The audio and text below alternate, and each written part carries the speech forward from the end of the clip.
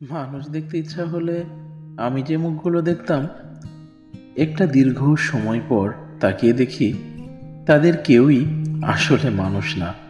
যাদেরকে মানুষ ভেবে এসেছি তাদের প্রত্যেকের মুখের উপরই ছিল এক একটা লং লাস্টিং মুখোশ।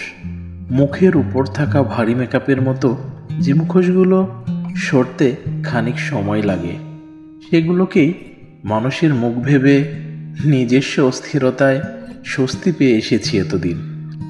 মানুষের সন্ধানে আমি বহু মুখ ঘুরেছি, কোথাও মানুষের দেখা মেলেনি। বিনিময়ে পেয়েছি লং লাস্টিং মুখোশ। ভাবলাম এবার নিজেকে দেখি।